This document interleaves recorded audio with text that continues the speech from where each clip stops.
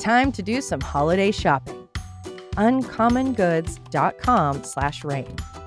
Ooh, there is so much cool stuff to choose from. Let's see, Josh's dad will be getting the candle with the pickleball ornament.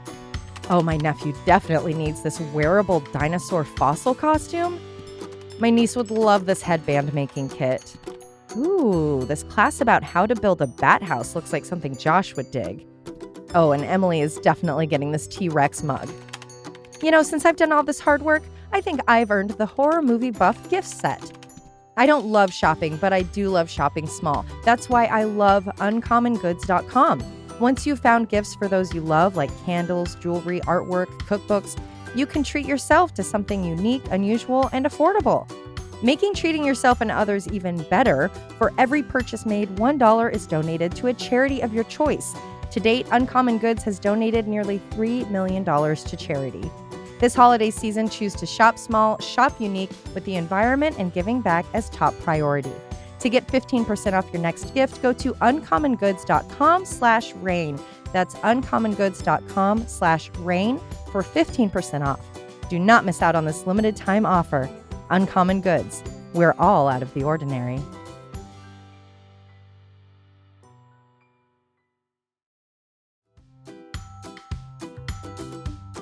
Time to do some holiday shopping. uncommongoods.com/rain. Ooh, there is so much cool stuff to choose from. Let's see, Josh's dad will be getting the candle with the pickleball ornament. Oh, my nephew definitely needs this wearable dinosaur fossil costume. My niece would love this headband making kit. Ooh, this class about how to build a bat house looks like something Josh would dig. Oh, and Emily is definitely getting this T-Rex mug. You know, since I've done all this hard work, I think I've earned the horror movie buff gift set. I don't love shopping, but I do love shopping small. That's why I love uncommongoods.com. Once you've found gifts for those you love, like candles, jewelry, artwork, cookbooks, you can treat yourself to something unique, unusual, and affordable. Making treating yourself and others even better, for every purchase made, $1 is donated to a charity of your choice. To date, Uncommon Goods has donated nearly $3 million to charity. This holiday season, choose to shop small, shop unique, with the environment and giving back as top priority. To get 15% off your next gift, go to uncommongoods.com/rain. That's uncommongoods.com/rain for 15% off. Do not miss out on this limited time offer. Uncommon Goods. We're all out of the ordinary.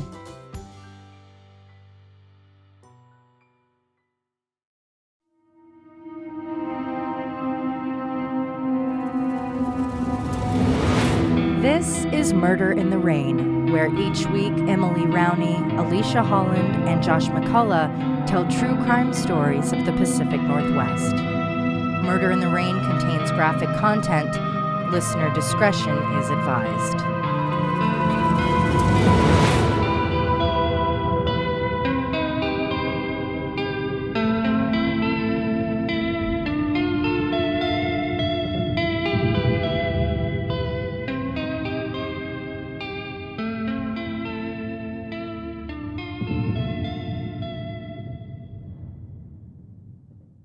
The Order were a gang of white supremacists turned domestic terrorists. Based out of Washington, headed by extremist Robert Mathews, and fueled by hate, the Order carried off a series of bank and armored transport robberies in an effort to fund a race war and the eventual overthrow of the government. In the midst of their crimes, they carried out an assassination, that of controversial Denver talk radio host Alan Berg, who was executed in his driveway. On the run after a shootout with the FBI at a Portland, Oregon motel, Mathews and his followers had regrouped at the secluded homes they'd rented at Smuggler's Cove on Whidbey Island in Puget Sound. There had been no sightings of Robert Mathews since his November 23, 1984 run-in with the FBI, which saw Order member Gary Yarborough captured and Mathews' hand mangled by a shotgun blast. Mathews managed to slip away from enclosing federal agents, hitchhike to his safe houses on Mount Hood, and hook back up with his followers. On December 3, 1984, the FBI office in Seattle received an anonymous call informing them that the Order was holed up on Whidbey Island. 150 federal agents and Coast Guard personnel were sent there, enacting a dragnet and sealing off the island. On the morning of Friday, December 7th, The gang's 3 safe houses were quietly surrounded by the FBI. Lights and movement could be seen inside as agents prepared to engage with their targets. When they moved in, Mathews opened fire, and a standoff ensued. For 35 hours, Robert Mathews refused to surrender. The feds tried to flush him out with tear gas to no effect, and attempted to storm the 2-story beach house.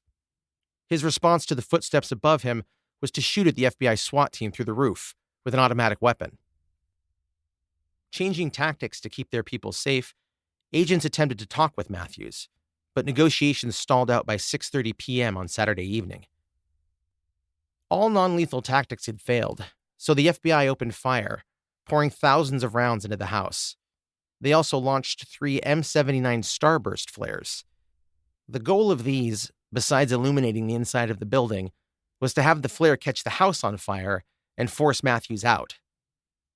With the house now ablaze and the 7-minute barrage finally ceasing, a surprise fireball rocketed 200 feet into the air after flames reached a cache of explosives inside. Mathews continued to shoot bursts of automatic gunfire at the agents as the structure was consumed, but those shots quickly tapered off and ceased. Once the siege came to an end, Alan Whitaker, a spokesman for the FBI, said, "On Sunday morning, agents found his charred remains, confirmed later by dental records, inside the burned-out building. I feel quite certain that he succumbed to smoke, fire, whatever." A letter Mathews penned was later recovered. Not sure if it was in the ashes of the home or hidden among his personal items, but the 4-page letter titled Declaration of War was focused mostly on the, quote, Zionist occupation government of North America. Mathews intended to send the letter to major newspapers. After burning down the house with Robert inside, the FBI turned to another one of the properties. They quickly focused on the one housing order members Robert and Sharon Murky. In their talks with the FBI, Sharon and Robert, as well as George Dewey, had tried to negotiate their surrender. They came out and were arrested. It had been reported that there may have been up to 17 people, some of whom were also wanted for federal crimes, hiding out on the island with Mathews. They faced charges of 2 counts of making counterfeit bills and for possessing the press and other paraphernalia used in making the bills. I know this didn't last as long, but this sounds very similar to Waco in ways, just like being surrounded and catching the place on fire. Yeah, on a much smaller scale, and yeah, the same sort of defiance and just. But this was way before, right? Yeah, this is 84. I don't remember when okay. Waco was. Is that in the early That 90s? was early 90s, Yeah. yeah. Interesting. It's interesting, too, that they had their making bills, and it's very visual for me to, like, you watch these movies about behind the scenes, and they all have their little business running inside. It's crazy that many people can band together to do illegal activities like that. We're all willing to make the same risks and. Yeah, like, how do you have that conversation to slowly loop people in to do that? It's always amazing to me. Hey, you cool? You could be making money and fighting the men. Are you interested in making money? If you know what I mean. Literally. A lot of it kind of feels like similar coercive control methods as cult. Yeah, like as something that would just strictly be a cult I feel enterprise. Like giant organized crime in general is very much similar to cults. The loyalty, the consequences, the treating you like family, finding people, especially, because there's been so much talk about these people, white supremacists and things of that, and how you do find out later it is about wanting to belong and feeling lost and looking for some sort of answer. It's very similar, just instead of religion, it's hate. Or you think about like crime mafia movies. Like what's Mafia that one Mama? I love with Leonardo DiCaprio, Mark Wahlberg? Departed. Oh yeah. So how they get them when they're young to join the family, and they got their backs, and they give them college money, and they do all these things to just kind of groom them into that lifestyle. Yep. Also, Mathews, he recruited for his group from other groups, so they were already converted. He didn't have to do as much work. Yeah. Half-baked and also, I already. think they all kind of felt, the people that ended up joining the order all felt that the other groups they were a part of, even though they were such extreme groups, never truly took action like they did. I think that was part of the thing that got them convinced to join. Oh, Was so they're like, we're now I've learned about it, but now I can take action on it. We're going to and do this. it. Yeah. And we're going to do this thing that's based on that book, The Turner Diaries, that I talked about in part 1. I'm sure them being that way, that that fantasy like really appealed to them. And they wanted to live out that sort of comic book crazy story that book delivers. I don't know if we even talked about that, but I read that whole book for this. It was terrible. Was it? It was just it's a bad book, but it's also just so blatant, Could you feel like in the right mindset that it could be effective? Oh boy, did I ever. Yes. Yeah, I could it's so sort of clearly written, and I mean like direct in what it's saying, that it allows, I think, whoever is reading it with those leanings to put themselves in those shoes. Because it's about a guy who ends up being a martyr for that cause, who actually is like the last step in what like tips over the government. I see. And it's some I mean, it's silly. It's like literally something out of Independence Day, where the protagonist ends up getting, I think, a nuclear bomb strapped to a crop duster and flies it into the Pentagon. So it's just like out of like Goofy Movie 101, Right? but I think really powerful. 3 other members sought on Whidbey Island remained at large: Denver Parmenter, Bruce Pierce, and Andrew Barnhill. All were described as extremely dangerous and heavily armed. At noon on December 18th, Denver Parmenter, whose code name was Sandals, was apprehended peaceably at the Midtown Motel in Seaside, Oregon, for his participation in the Northgate Mall truck heist. Do we know how he got that nickname? I think they were pretty simple with their nicknames. And He liked sandals. I'm pretty sure he just wore sandals, yeah. I would have gone with something like Colorado or something. I mean, yeah, Denver, yeah. Yeah. Mile High. Mile High, yeah. Yeah, they had horrible names. I don't know if I said it in the first episode that Robert Mathews' nickname was Carlos because of a witness description that said he looked like he was Hispanic or Latino. That's kind of funny, though. What were the other ones? Oh, yeah, I don't know if I got to that, but Gary Yarbrough's was Yosemite Sam. There's a lot of silly names. It's like summer camp. What they really want is that. They really want a brotherhood. A community, They want a community. They want nicknames. They want all of that. And for them, it's like the only way that that's attainable is through this route. But it's like, guys, you can just hang out and have coffee or something and talk about. You ever heard of Monday Night Football? Yeah. Parmenter was tracked there by the FBI following a fake name he used, and was refused bail due to the 8 fake IDs he owned. After these arrests, the FBI was still searching for Bruce Pierce, among others. A report published by the Bureau detailed Pierce's recent evasion of authorities in New Mexico, and then a slew of arrests. January 1985, Andrew Barnhill and Richard Kemp were arrested in Kalispell, Montana, while at a saloon playing poker, because this is an old-timey Western. No kidding. I've never even heard of such a thing. They were both charged for the Ukiah robbery and for having false identification. 4 days later, in Boise, Gene Craig was arrested. A week later, Suzanne and Eric Tornatsky were snatched up. All 3 were charged with possessing money from the Ukiah robbery. On February 15th, Gary Yarbrough pleaded guilty to 11 weapons charges, including possession of the Alan Berg murder weapon, the MAC-10. On the 21st, he was convicted on charges related to the assault of FBI agents and sent off to serve his time at a California prison. Days later, Bruce Pierce was seen retrieving a stored vehicle with his brother Greg at White Elephant Storage in Belen, New Mexico. The 1980 Oldsmobile Cutlass was used by order members to flee Denver after shooting Alan Berg to death, and the title was in the name of an alias used by order member Jean Craig, the wife of Gary Yarbrough. The vehicle had been under FBI surveillance for some time, and the manager of the storage yard phoned the feds as soon as the men retrieved it. When agents arrived 30 minutes later, Greg Pierce was found walking north on the highway and was swiftly arrested. Bruce Pierce, though, had somehow slipped away. Greg Pierce was held as an accessory after the fact in the Ukiah cash truck robbery. Order associate Randall Rader was arrested on March 1st. He was caught using robbery money to open a mountain gear store in Ione, Washington. He was paid with robbery money to train members of the order how to handle their automatic weapons, to teach them survival techniques and field maneuvers. He also sold them the MAC-10 .45 caliber machine pistol that had been used for the murder. Bruce Pierce, who had slipped away from agents at the car storage, made his way east, getting arrested a month later by the FBI. He'd been caught in Rossville, Georgia on March 26th, without a shot fired.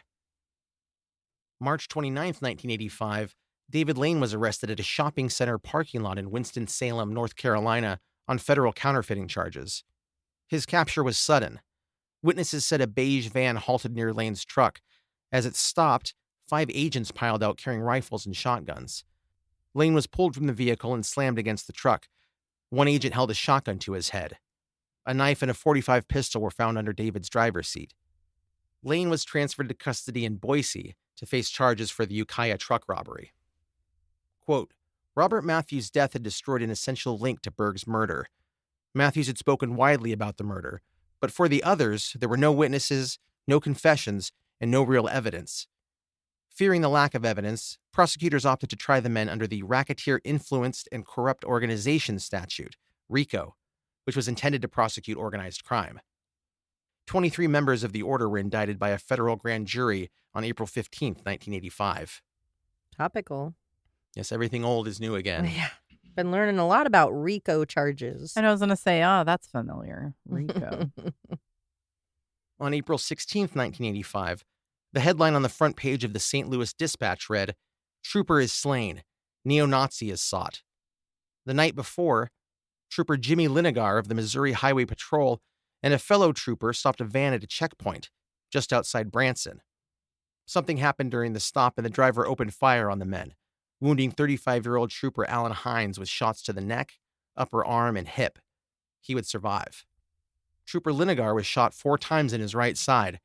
He died about an hour later at the hospital. He was 31 years old and left behind his wife and 2 children, a 5- and 3-year-old. Parsing the information from the incident, the FBI cross-referenced the name found on the license of the shooter. It was 22-year-old David Tate. He was one of the 23 people charged in the racketeering and weapons charges faced by the members of the order. He was one of the 6 remaining members who were still at large. It was when Trooper Linegar got on the radio to run Tate's information that things took a turn. The call was returned with news. David Tate was wanted in another state for weapons possession charges. As Linegar started to return to the van, Tate hopped out of the driver's side with an automatic weapon and opened fire. After shooting Linegar, David went toward the back of the van, where he found Trooper Hines. He opened fire again, but Hines was able to leap under the van, from where he returned fire. David Tate took off into the woods from the shoulder of the highway, automatic rifle in hand. By that evening, more than 75 officers were scouring the area. The search wasn't easy. The area was rugged, bushy, mountainous, and wild. And they were on the border with Arkansas. David Tate could be anywhere. All available officers were called in for support. Roadblocks, helicopters, search dogs, and checkpoints were utilized. 6 days later, Tate was captured about 6 miles northeast of Branson in Forsyth, Missouri. It was reported he had been located hiding under a bush. Dogs tracking him helped narrow down the search area, and once spotted, he came out unarmed. He was arrested without incident and charged with first-degree murder. During his trial, David actually took the stand in his own defense. He said, "I feel terrible about it. I cried about it." The it being the shooting of the troopers. At 22, Tate was found guilty and given a life sentence, but was spared the death penalty. Gene Craig, Bruce Pierce, David Lane, Richard Scutari, and 6 other members of the order were facing racketeering among 66 other charges. This was a way of getting the group on all the crimes they worked together to commit, rather than proving which individual committed which criminal act. Of the 23 defendants, 12 took plea deals, agreeing to take the stand in exchange for lighter sentencing. This was ideal for the prosecution, which was made up of 6 federal lawyers and led by Seattle's own Assistant U.S. Attorney, Gene Wilson. Their plan was to make deals with the smaller fish and have them provide damning testimony and evidence of the crimes to guarantee they could catch the biggest fish. Gene Craig's own daughter, 31-year-old Zilla, started out by testifying that after meeting Robert Mathews, he made it clear the group's beliefs were that, quote, Jews are the spawn of Satan. He also planned to create a terrorist group of Klan and Nazi members. His army would then go to war against what he believed was a Zionist occupation government. The chief of Denver's police investigations team, Donald Mulnix, explained to the jury what the order had done to kill Alan Berg, how they stalked him, planned it out, and then pounced. He believed Lane had been driving, Pierce had been the shooter, and Mathews and Scutari had been the lookouts. Most important to the government's case was the testimony of those close to the crimes, as well as the word of those who perpetrated them. The best evidence against the defendants would be detailed from inside the order. Denver Parmenter was first. He took a guilty plea and a 20-year medium security prison term for his testimony. He was monotone and emotionless as he spilled the order's secrets and ran down the group's targets on their assassination list.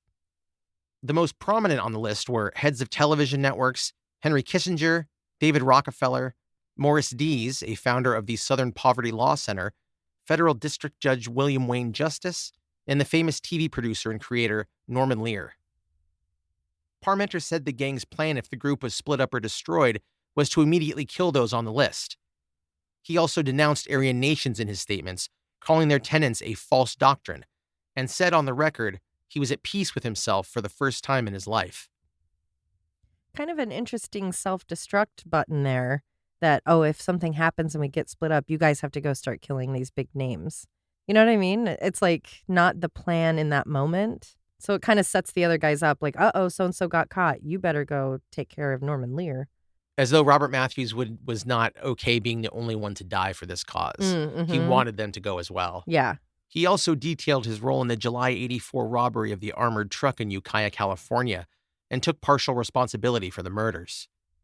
Assistant U.S. Attorney Bob Ward said every order member took a loyalty oath, holding hands and forming a circle around a small child. That child was supposed to represent the future of the Aryan race. The oath included the vow that members would do whatever is necessary to bring victory to the Aryan race. Ward called the order's philosophy basically a religious approach to racism. For other groups like the KKK and stuff, those were also kind of founded in Christianity or like used it as that, right? Or the members were all Christian. Yeah, I feel like they have names like the Holy Order of the Knights of the Cross and things like that. Yeah. So I guess I'm just curious what the difference is that he's saying that this was religious. Oh, you mean like the Aryan nations tenets and stuff like that? Yeah, that he's saying it's kind of based in religion, but it seems like that's kind of always been the case, or at least a foundational part. Yeah, it definitely is. It's definitely, I can't remember the name of it, the White Christian Movement or something like that. Yeah. Aryan nations have their own sect of Christianity that's extremist and racist. Oh, gotcha. So yeah, they definitely are. I think so. They kind of just took it to the next level as far as intertwining the religion with the hate. Yeah. Okay. By basically becoming terrorists. Right. Yeah.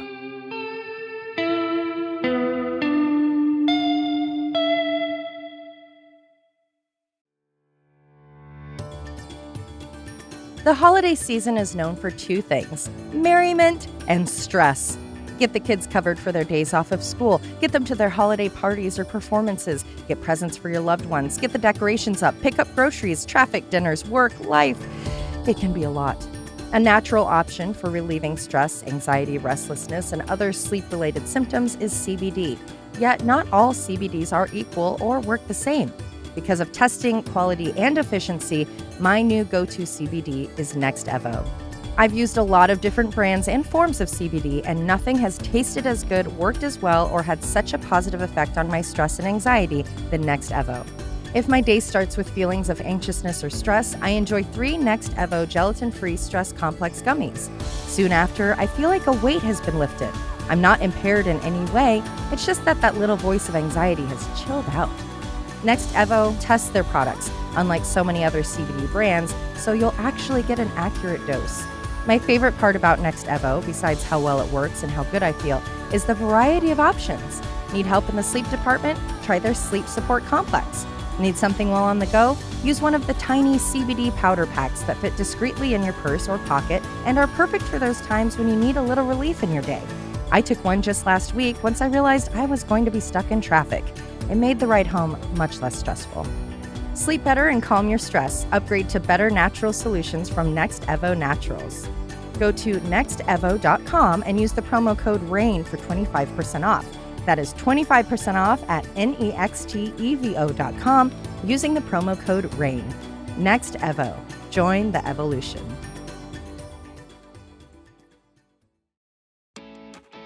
Meal planning is great in theory, but for my brain, it is a real struggle. What makes planning ahead even more difficult is the stress of the holidays. On top of that, it's hard to get anything done when you're hungry.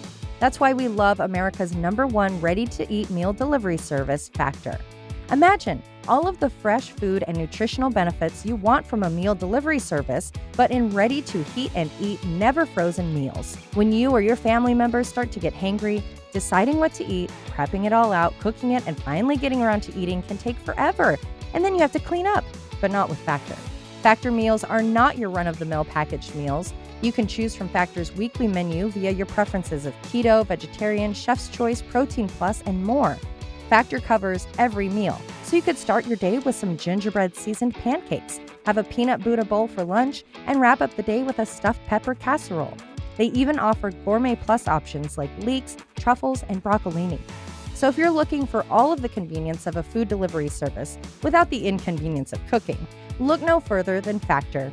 In just 2 minutes, you can be enjoying a fresh, delicious meal and know that you are making a sustainable choice, as 100% of their emissions are offset and they use 100% renewable electricity for their production sites and offices.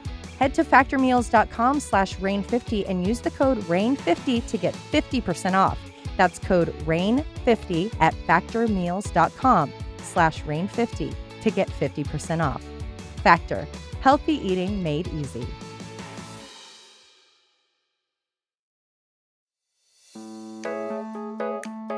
It's hard to believe, but we're approaching the holiday season. Seriously, I heard Christmas music in the store today. This time of year, while it can be beautiful and lovely, is also stressful and hectic. The last thing I ever want to do, especially when I'm hungry, is deal with the grocery store. The parking, the people, the lines, the ladies with their carts parked in the middle of the aisle. That's why we love HelloFresh. Not only are meals delivered to our door, but once we decide what we're going to be eating, we can have a hot, fresh meal in just 15 minutes. As a picky eater who is also a vegetarian, I appreciate being able to choose from their 45 weekly options for both taste and diet. Impress company, save yourself time, and eat a fresh, healthy meal with HelloFresh. Go to hellofresh.com/rainfree and use the code RAINFREE for free breakfast for life. 1 breakfast item per box while subscription is active. That's free breakfast for life at hellofresh.com/rainfree using the code RAINFREE. We would love to see what you end up choosing, so be sure to post your delicious dishes using hashtag HelloFreshPics. HelloFresh, America's #1 meal kit.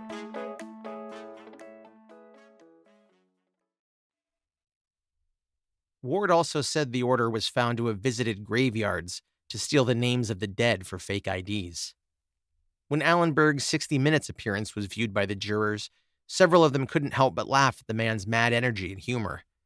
When a videotape of the murder scene was shown, there was silence and tears. The trial went on for 17 weeks, pouring through every detail of the order's activities and wild violations of RICO statutes. There were endless witnesses who detailed most everything I've spoken of in these episodes, so I won't be going any further into it. The 18-month-long investigation by the FBI and the lengthy government prosecution came to a head as the verdict was returned for the remaining defendants. The jury was presented with a 62-page booklet of instructions for determining their verdict, and it took them 50 hours just to go through all of the evidence the state presented. Isn't that crazy? 60 pages of booklet. That's a lot. And a long instruction from the judge. What are your thoughts on these long investigations? 18 months by the FBI.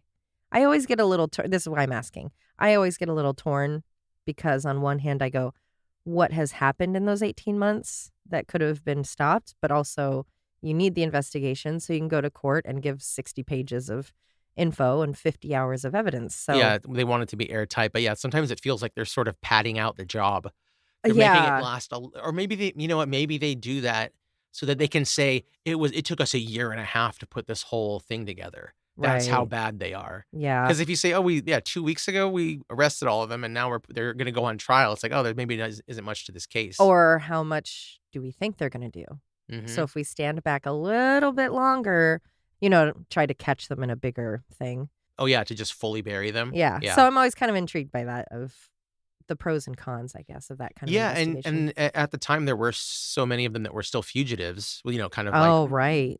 That was winnowing down and there were only like 1 or 2, but right. Yeah, that too, I guess. Yeah, keep it open and not start the trial without, or one of the many trials without like the last dude, that Scutari guy. Yeah, that's true. Yeah, interesting thought. An interesting note. Fugitive Richard Scutari was finally captured and arrested in March 1986 in San Antonio, Texas. He'd been working and residing at an auto repair shop for 6 months. Regarding the federal racketeering charges, all of the remaining defendants were found guilty. Bruce Pierce was given 100 years, David Lane and Gene Craig earned themselves 40 years, and Richard Scutari got 60.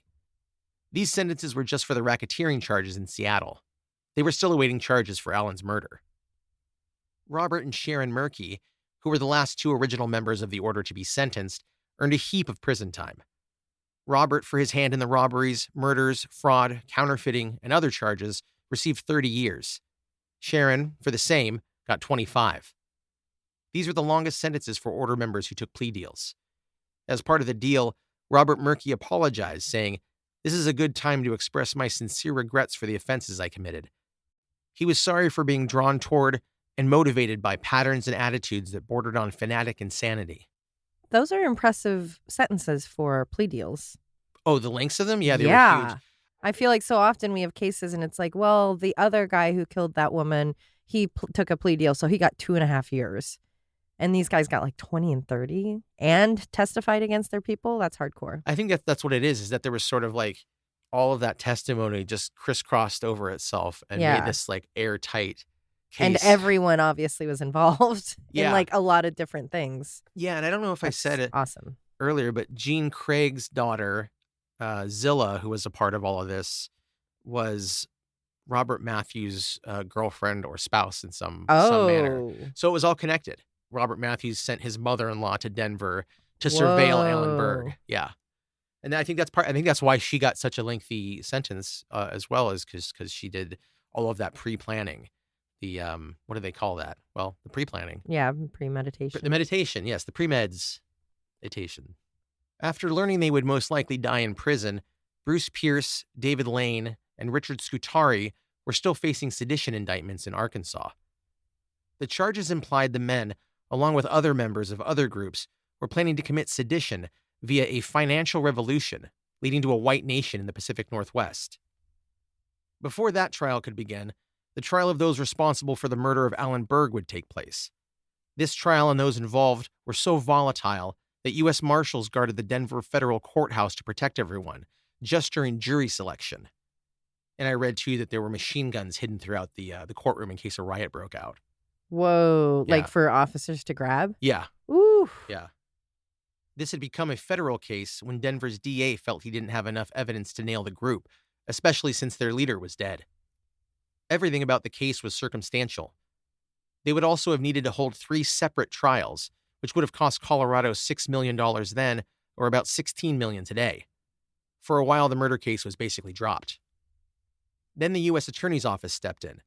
Since they couldn't get the group on traditional murder charges, they went with the federal restriction of Alan Berg's civil rights.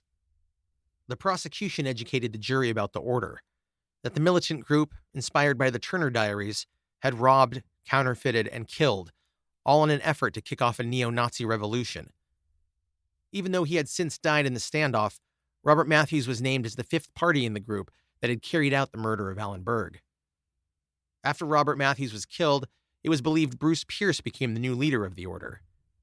Painting a picture of the shooting, prosecutors claimed Mathews had been a lookout and David Lane was the getaway driver.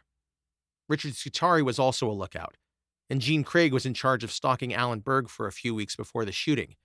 She would document and report his daily routine to the group so they could decide the perfect time to kill him. Randall Rader, the weapons trainer and gun seller, took the stand. He testified that before the killing, Richard Scutari and Robert Mathews told him they, quote, were going on a big mission. He was certain they had told him this on June 14th, as his birthday was the 16th, and none of the guys were around for his birthday dinner. Aww. That's so sad. Heck. Oh, Randy. The assassination took place in Denver on the 18th, after the group had traveled from Washington to Colorado. He also testified that when he saw Richard Scutari after the murder, Richard said, "Your gun jammed on the 13th round." In April 1985, Kenneth Loff, the supposed banker for the order, was allowed to remain out of jail while he awaited trial. This was after he pleaded innocent to the charges of racketeering. He also agreed to testify against his former group. Loff claimed that just a few days after Alan's murder, he heard Robert Mathews tell other order members, "We killed the big-mouthed Jew." Kenneth, the last witness for the prosecution, went on to say the group had been watching and waiting for Alan Berg at his residence. He later overheard Bruce Pierce say that Berg didn't make a sound. He went right to the ground when he was shot. After 3 hours of tattling, he was free to go. Well, not free. He had been found guilty of racketeering and was sentenced to 5 years. With the evidence and the sort of all-inclusive federal charge, it was no surprise David Lane and Bruce Pierce were both found guilty of violating Alan Berg's civil rights. They were sentenced to 150 years each, and they wouldn't be considered for parole until at least 2037, 50 years later. This put Pierce at 252 years behind bars and Lane at 190. Fun fact, both could have been eligible for parole at just 10 years if they had been given life sentences. Since it was a sentence of 150 years, they wouldn't be. Good on that judge. Yeah, this is U.S. District Judge Richard Match said he gave such large sentences so they couldn't be accidentally released early. Given a terminal sentence, David Lane smirked, and Bruce Pierce stood up and told the judge, "I advise you and your court to enjoy your position as long as you can, because it will be short-lived." The threat amounted to nothing. As if that judge isn't threatened daily. Yeah. Like, okay, guy. Amazingly, Gene Craig and Richard Scutari were both acquitted of those federal charges. Whoa. I don't know how. And I don't know if I said in the first episode that the list of all the assassination targets that they had, well, they chose Alan Berg because, one, he was close, and two, he was most accessible. I mean, you're not gonna, you can't assassinate Henry Kissinger easily. Right. Yeah, that makes sense. He's kind of a local celebrity level. Norman Lear is going to be on a studio lot. Yeah. No. And Alan Berg was in the phone book. Yeah, there you go. The trial for sedition came and went with a verdict delivered on April 7th, 1988. Initially deadlocked on 2 counts, the jury returned its verdict in its 4th day of deliberations, acquitting all 13 defendants on the charges of seditious conspiracy, so they couldn't prove that they were trying to, in fact, overthrow the government. Yeah, because that's specifically to overthrow the government is sedition. Yeah. Wow. Which we've heard a lot about. Yeah, in the past couple of years. Topical again. I don't know if anyone remembers that happening. It was a pretty big deal. Weird day. David Lane, Bruce Pierce, and Gary Yarborough died in prison. Lane in 2007, Pierce in 2010, and Yarborough in 2018. You know, we talk so often about rehabilitation for murderers or rapists or, that really direct violent crime. I don't know what the answer is for these guys because, yes, you were breaking the law, so therefore you go to prison. Is that the answer for these kind of people, though? Is it helpful to put the same 20 white supremacists that already had a gang into a system that is already full of gangs that are very racially motivated and segregated and all of that? Is that not going to make it worse? It's like, oh, these guys are all working together and have the same ideology. Let's put them all in the same enclosed space in a very different way than other people we talk about. You have like a murderer or a rapist, and it's okay, how do we get it to where they're functioning in a safe way, like just them? How do we kind of break that cycle? Is very different than a collection of people and their ideologies. And I don't know what the answer is. Yeah, because they're not obviously look around. Thank you for talking about this. It's You're important welcome. to talk about and to know about. We had a siege. Oh yeah, I had no idea. I mean, I was only a couple years old, but to have never heard of it. It was a lengthy case, and there's just so many ins and outs of everything, and there's tons more. And there's a book I didn't read called Inside the Silent Brotherhood, I think. That's supposed to be excellent, and a review I read of it said there were some really interesting anecdotes inside of it. Oh yeah, what was the one you said you saw? You're like, this is why I couldn't read the book. Oh yeah, because I would put every detail in it. What were they? Oh, there was one where one of the recruits at one of the paramilitary training camps they had.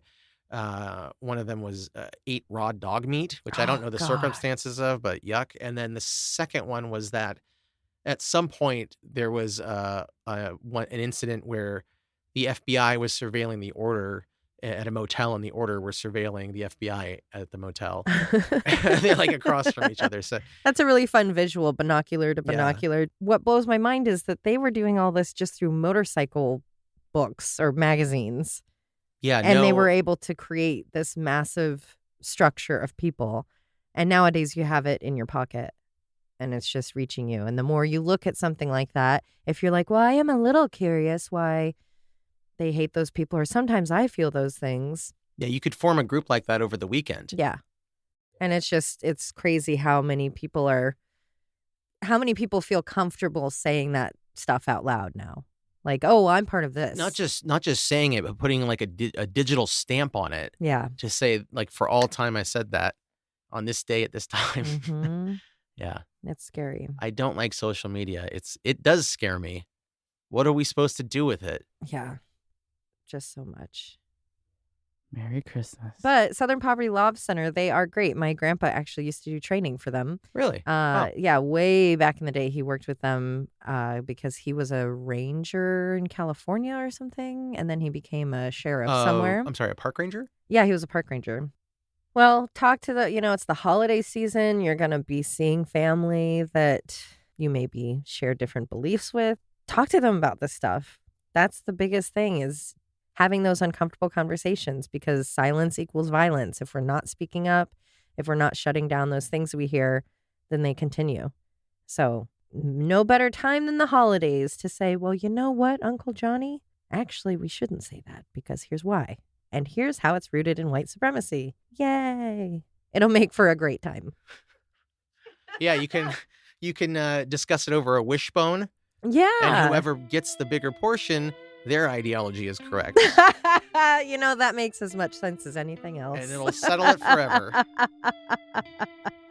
Happy holidays. Happy holidays.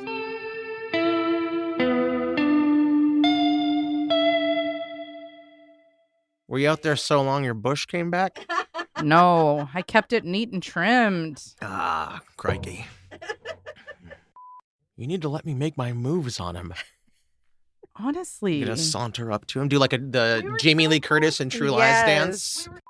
What are you doing in Port Douglas that night? What are you doing with my hand on your thigh? A report published by the Bureau detailed Pierce's recent evasion of authorities. Can you take in that New again? Mexico. You sound a little off. I think I'm a little off there. Quack, quack. After these arrests... I'm sorry, that sounded just like a little fart. It was my mouth. Frank Scutari was captured on February 20th in Port Salerno, Florida. Frank Scutari was at... Frank Scutari. Don't need it. The 1980 Oldsmobile Cutlass was used by Order members to flee Seattle. No. Murder in the Rain is a Cascade Media production, written, hosted, and edited by Josh McCullough, Emily Rowney, and Alicia Holland. Feel free to email us at murderintherain@gmail.com or through our website, murderintherain.com. For as little as $1 a month, you can subscribe on Patreon to get exclusive access to ad-free and older episodes. For only $5, you can access Patreon-exclusive episodes and content. For more of us, be sure to follow on all the socials, listen to Josh and Alicia on their other show, Always Be My Sisters, and follow Emily on TikTok at @M_murderintherain.